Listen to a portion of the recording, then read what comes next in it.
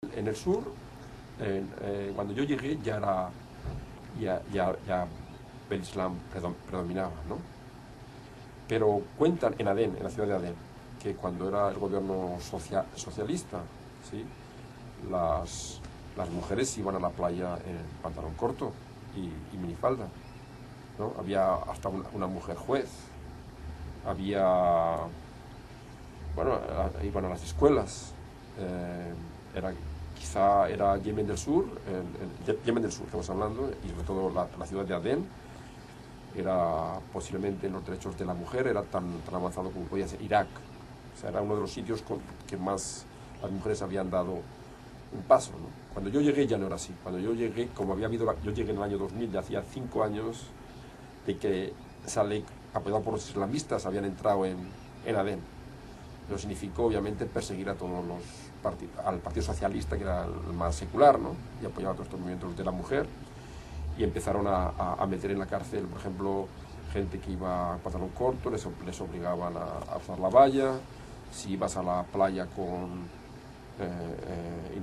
mujeres y hombres juntos, preguntaban si eran familiares, ¿no?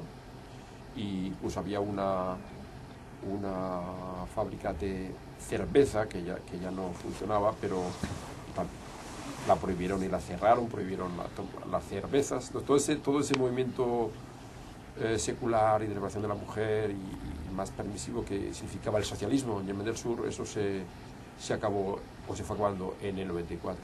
Y ya cuando llegué, ya más o menos los valores islamistas del norte de las tribus se había ido al sur, ¿no? Ten cuenta que Yemen es un país totalmente islámico, ¿no? O sea, no hay, sobre todo la parte, o sea, hay que decir que entre lo que es la ciudad, lo que son los pueblos y las tribus, pero la población en Yemen está muy diseminada, ¿no? A lo mejor en Sanaa tienes 1 millón o 2 millones y el resto, 21 millones, es una población rural y pequeños pueblos de 500, 300, o sea, que es muy, ¿no? Y ahí es la gente, o sea, ¿Y Adén? Adén tendrá, yo creo, ahora más pequeño que Sanaa ahora, no sé, da cuenta que sí que se ha perdido mucho dinamismo, ¿no? En tiempo de los ingleses, cuando era con ingleses, dicen que Adén era el segundo o tercer puerto más transitado del mundo, después de Liverpool y Nueva York quizá. ¿Y por qué? Porque todos los barcos que iban de la India a Inglaterra paraban en Adén. O sea, la colonización de Adén por parte de los ingleses nunca fue pensado como Hong Kong, ¿no? Porque Hong Kong fue más pensado como una penetración del mercado chino. Adén era pensado como una etapa para repostar los barcos y, ¿no?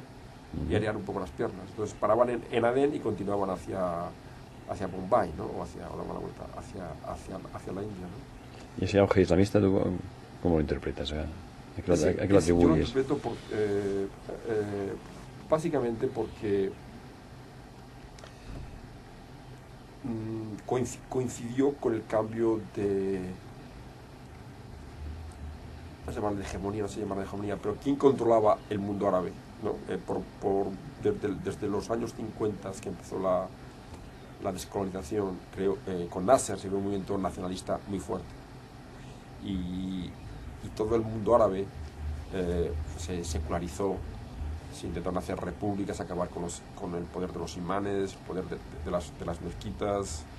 Y en Yemen hubo una revolución en el 62 con militares naseristas que acabaron con la monarquía yemenita, que era el imam. Y hubo un movimiento nacionalista muy poderoso en toda la región, en Irak, en Argelia, bueno, ¿no? En todo ese tipo. Lo que ocurrió fue que los países coloniales, Francia, Inglaterra, Estados Unidos, empezaron a apoyar movimientos islamistas frente al nacionalismo. También eso puede ser también en Palestina con Hamas, ¿no? En ese proceso de ir atacando o disminuyendo o debilitando el nacionalismo y soportando al islamismo, yo creo que es lo que está detrás. El nacionalismo al final no consiguió nada. Egipto fue sustituido por Arabia Saudita como el poder en Oriente Medio. Arabia Saudita tenía el petróleo, tenía los dólares, pero tenía toda esta secta wahabista, esta idea del Islam, ¿no?, fuerte frente a los nacionalistas, frente a los seculares.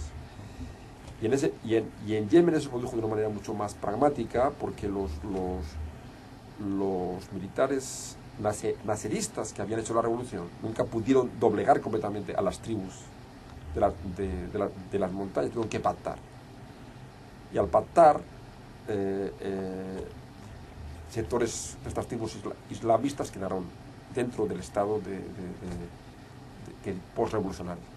Y cuando ya Arabia Saudita empezó a sustituir a Egipto, el Islam empezó a penetrar, y ya finalmente el presidente Saleh, pues cuando mandó con la guerra de Afganistán, cuando en los tiempos de la Unión Soviética, hubo un movimiento yihadista por defender al Islam en Afganistán, y se fueron miles de yemenitas, organizados por sectores islamistas. Cuando regresaron, todavía potenciaron más todo este poder islamista. ¿Tú crees que tiene importancia en este contexto geopolítico de la zona Yemen o Sí, es un país secundario? No, Yemen ahora yo creo es como he dicho antes. En relación a la importancia que puedan tener en aportar militantes a Al-Qaeda o... Sí, porque mira, Yemen ahora tiene, yo creo que está en el proceso de ser un estado fallido, y va a ser los pasos de Somalia o Afganistán, otro más, pero ya estamos a los pasos. Tiene el conflicto del sur, que hemos dicho, que ese más o menos todavía está más o menos medio controlado, pero tiene un conflicto en el norte con una secta que se llama los Aidis o Al-Houthi, que es una guerra que se lleva 5 años. Yo creo que vamos a hablar de eso porque es lo más importante, y que ahora hay una ofensiva fuerte, que eso también le da, es un conflicto local, pero en noviembre pasado, por primera vez, se involucró Saudi Arabia en el conflicto. Bombardeó posiciones de este grupo que se ha alzado en armas en el noroeste de Yemen, en la región de Sada, las Montañas Negras, y bombardearon posiciones desde Saudi Arabia. O sea, están luchando ahí ahora, ¿no? Yo creo que estos días ha habido grandes conflictos y combates.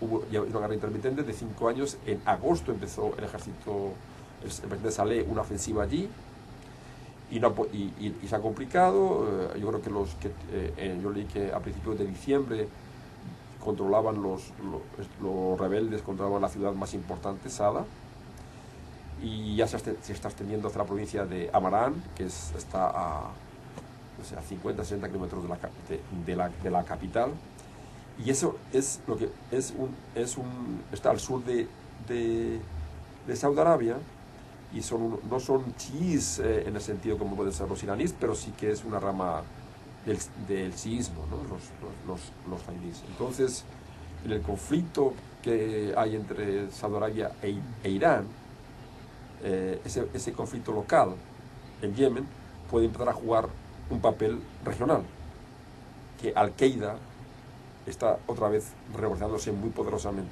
De hecho, las tribus al este de Sanaa, en Mareb, o en Shawa, en Hadramaut, en Al-Jauf, siempre han tenido buena relación con Al-Qaeda, ¿sí? Y lo que está pasando ahora es que los militantes yemeníes y saudíes que están en Pakistán y Afganistán, como están siendo muy puestos bajo presión y hostigados por el conflicto allí, por los misiles, están volviendo a Somalia y Yemen, y se están reagrupando, y en Yemen ya están haciendo Yemen como un santuario, como una base para hacer ataques a Saudi Arabia.